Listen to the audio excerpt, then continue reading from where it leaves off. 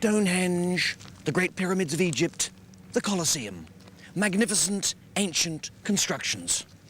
Yet, at the same time, vast, stonking lumps of heavy stuff that could only have been moved by manpower alone. What they needed was this! The world's biggest tower crane. Massive equipment for massive jobs. But how do these enormous structures do it without falling over?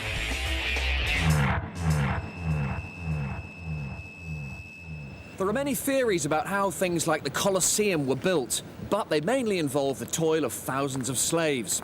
So, you can bet your bottom that the ancient folk would have been mighty pleased to have clapped their eyes on one of these. It's one of the first engine-powered cranes, and it runs on steam.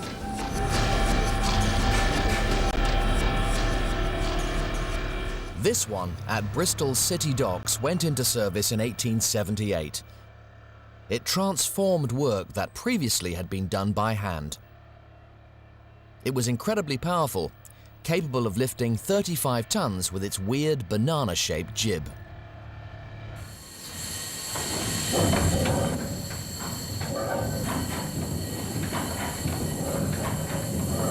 Here we are at the heart of this fantastic machine. There's the boiler there. It holds about 1,000 litres. It sends steam scorching down the inlet pipe. It drives the pistons that are connected to the crankshaft via that connecting rod. The crankshaft drives these huge cogs here that drive 2 winch drums. That massive chain is wound up over the jib and down to the lifting block.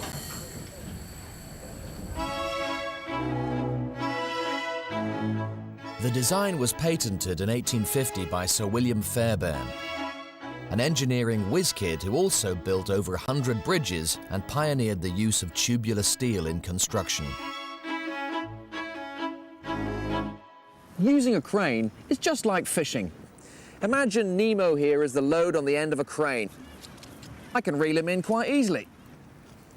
But if I use a longer rod, you can fish further away, but here's the catch.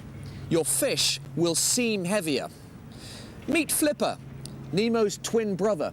Now, although they weigh exactly the same, when I reel Flipper in, to me, he seems a lot flabbier. In the same way, the longer a crane's jib, the more strain it puts on the structure.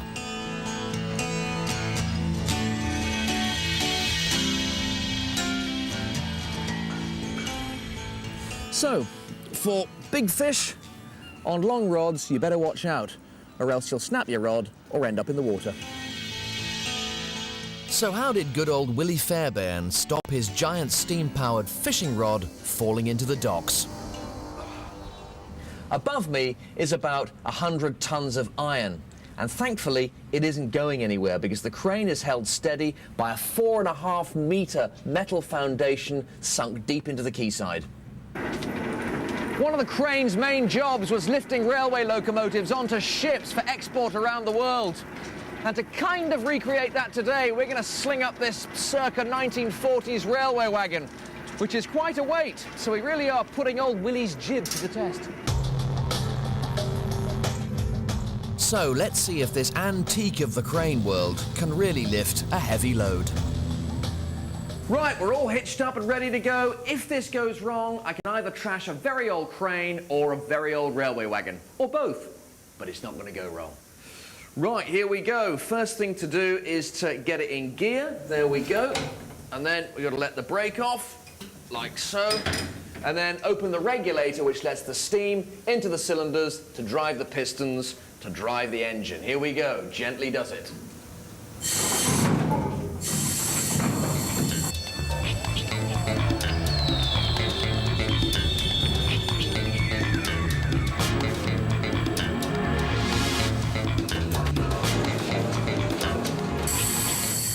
And there we go, we have lift.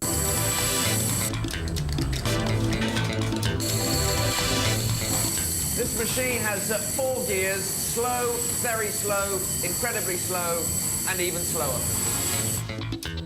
That's about high enough. Next, I'm going to rotate or slew it round, and then with a bit of luck, land it back on the rails.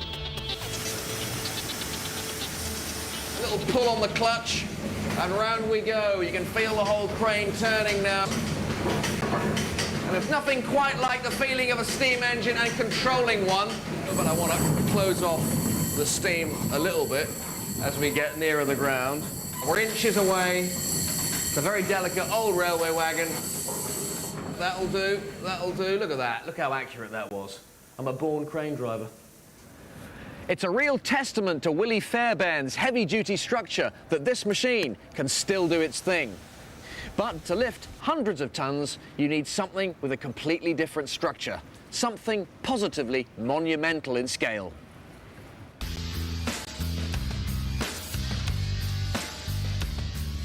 Allow me to introduce you to Samson and Goliath. Now, these enormous structures weigh about 4,000 tons each, and to stop them falling over, they rely on a very sophisticated engineering technique. 2 legs instead of 1. The cranes are supported by a massive leg on one side and a giant A-frame on the other.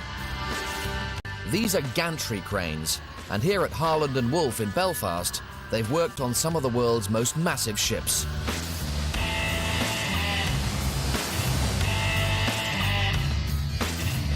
At over 90 metres high and spanning 140 metres, Samson and Goliath dominate Belfast's skyline.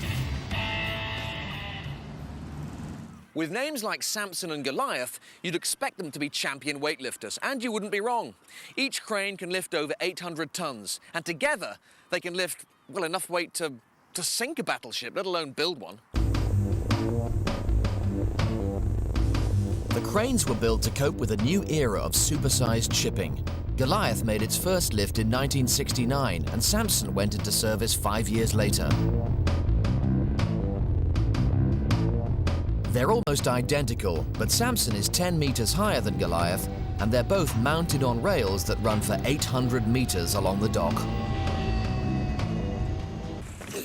There are 32 wheels on each side, powered by electric motors, giving a top speed of 1.5 miles an hour. The best way to get your head around the figures is to have a head for heights, which I really don't have. Here we go. But the chance to get on top of Samson is too good to miss. Takes about 2 minutes to get to the top.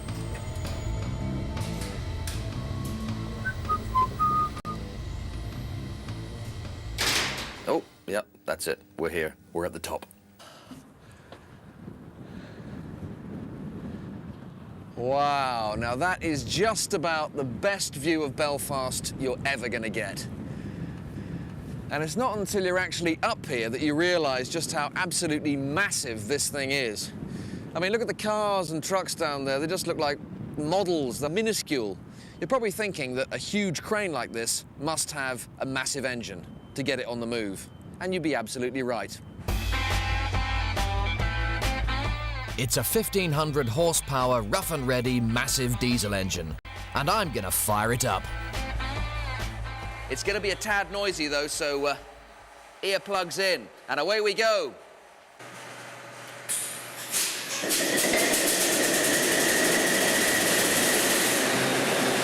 Yes!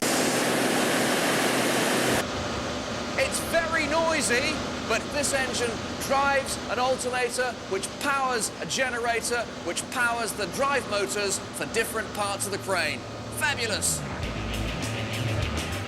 The generators power 3 electric hoists, and they can move along the entire length of the gantry. I'm told that when the crane is lifting at capacity in the middle of the gantry, you can actually see it bending under the strain. It's what's known as engineered camber. Thankfully today, though, it looks pretty rigid. But somewhere that does look a little bit precarious is the control bubble, over there. And I'm gonna see just how isolated it is. It's about 80 meters above the dock, and to reach it, I have to go down one of the scariest staircases I've ever seen. Ooh, ooh. I'm mad, I'm raving mad. That is for sure. Not good if you have vertigo. This is definitely a brown trouser moment. Right, well, here I am in the control bubble, and it's incredible. Basically, this is the driving seat of this fantastic, amazing crane. It's basically got all the controls, the hoist, the trolleys, the travel. It's basically like being in a...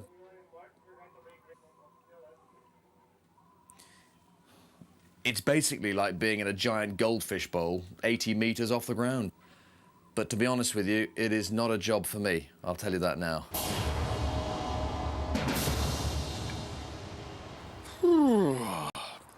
Well, despite the vertigo, it was actually quite amazing to be in the driving seat of Samson there. But if you have a job for Samson and Goliath, you're going to have to bring it here, because it's going to be a teensy-weensy bit inconvenient for them to come to you. If you're looking for something a bit more transportable, then you'll be wanting one of these.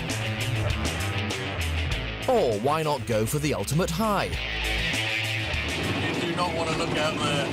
And choose the biggest tower crane in the world.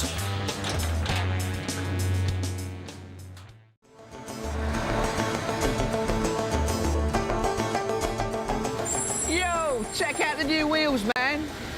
If ever I'm asked to turn up in style again to a movie premiere, this is the vehicle I want to arrive in.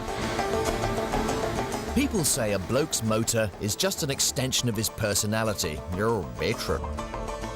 Well, mobile crane drivers can boast a huge extendable jib, hello, and an undercarriage that can really get around. Today, I'm learning to drive a Kato NK160E. It's a basic truck crane used for routine lifting jobs.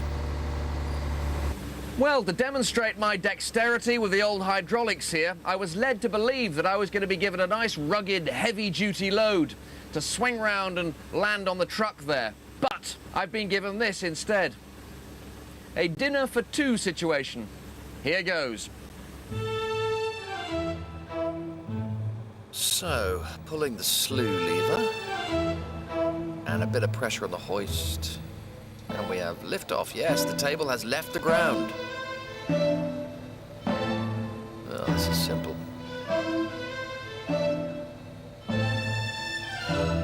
Easy peasy. I've got the hang of this now.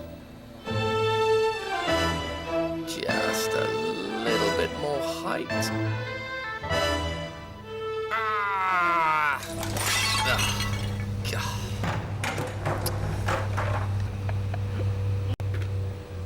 Whoops. Oh well. I hope I haven't blown me chances of a go on the Kato's big brother. This one, the Liebherr LTM 1250. It's massive, but it's got superb mobility and can even drive diagonally. But its real talent is the ability to lift a staggering 250 tons. So how does it do that without falling over? Generally, mobile cranes don't fall over. That's because most of the weight is concentrated over the truck. But if you overload the jib or you swing it out further away, the center of gravity moves further and further away until at a certain point it goes beyond the area of the base and playtime's over, kids. So, how does the Liebherr LTM 1250 lift 250 tons without getting egg on its face? Well, first of all, we've got these rather chunky outriggers, which effectively make the area of the base bigger, allowing you to move the center of gravity away from the truck. Then, another anti-falling over tactic is these massive counterweights here, which, of course, bring the truck up to a massive, massive size. The hydraulic telescoping jib consists of 6 sections that can operate from 15 meters to its full length of 72 meters.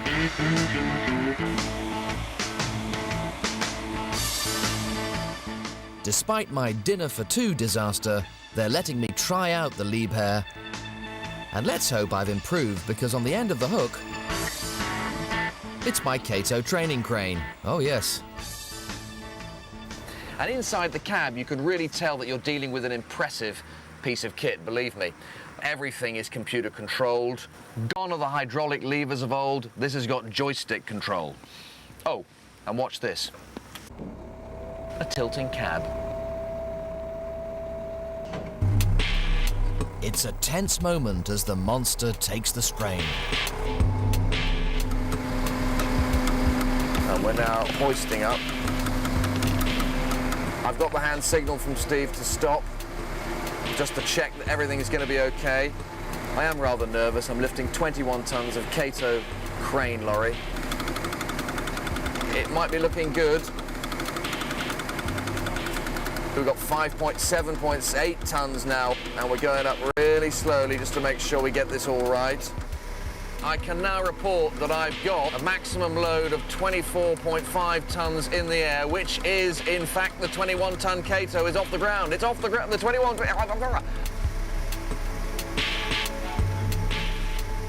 It's been an easy job for the 250-ton Liebherr. Well done, Lieb, that's all I say. Believe it or not, this little crane is actually quite light work for this machine, but like all mobile cranes, there's a limit to how far out it could lift it before falling over. So, if you want to lift heavy loads at a very wide radius and still have the flexibility of a mobile crane, you have to summon a monster of the crane world. I give you the Kroll K10000. It's the biggest tower crane in the world. And the ultimate lifting machine.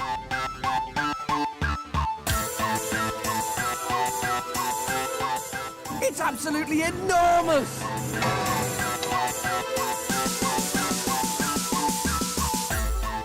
K10000s are used on the world's biggest projects. They build oil tankers, nuclear power stations, and here in Norway, they use this one to work on oil rigs. That work platform is used to help lay offshore oil pipelines, and it weighs 35 tons, but believe me, that is light work for the K10000.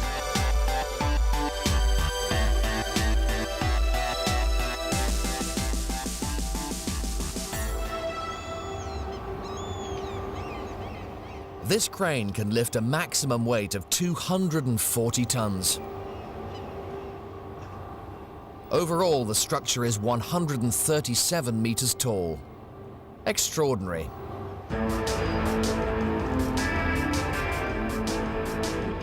To reach heights like that, tower cranes use a remarkable building technique. They arrive on site in hundreds of small pieces. It's like a giant self-assembly kit. And to demonstrate how simple it is to build a tower crane, I've got together a little visual aid. First of all, the jib is built using a mobile crane.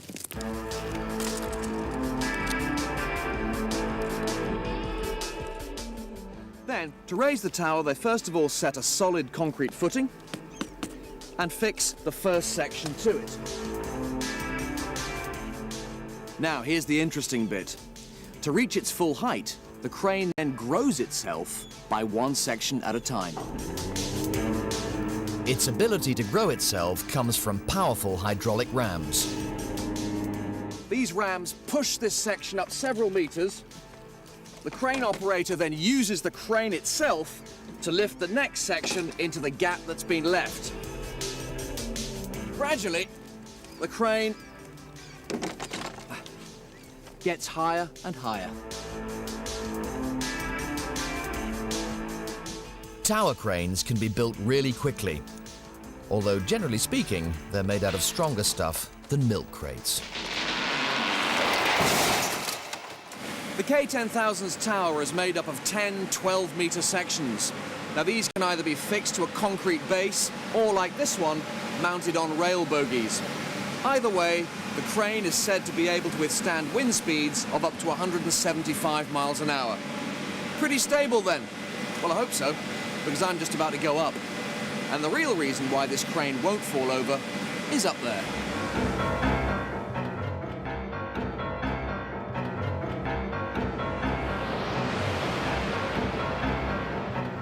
Well, once again, it's time to challenge my good old mate, Victor Vertigo. I've come up to this level, which is 20 meters. It actually feels more than that, to be honest. But get this, I've got to go up about another 70 meters. Help! The next stage of my journey up the crane is by elevator. There's nothing like the clank of metal on metal to scare the pants off you.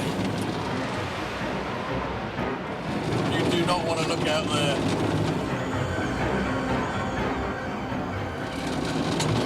Oh.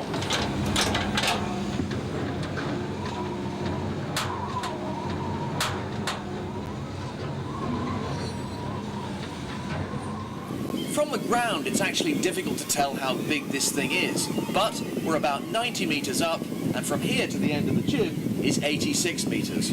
And guess what? It's wide enough for someone to walk along.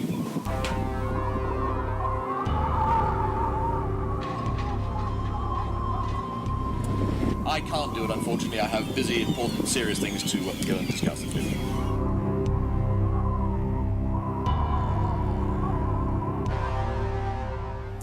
So, why doesn't the K10,000 fall over? Well, this crane is so stable because it balances the weight on each side of the tower. To balance the load, the crane has massive concrete weights at the other end of the jib.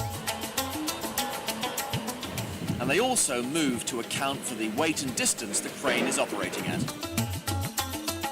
This counterweight system focuses all the loads straight down the tower. That gives the K10,000 the ultimate combination of enormous reach and fantastic lifting power. You've just got to get the balance right. Last stop, the control room.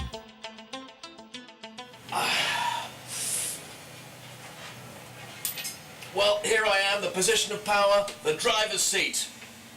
Fantastic. The thing you really want to do, though, when you're in this seat, is take this baby for a spin. Yee-hoo!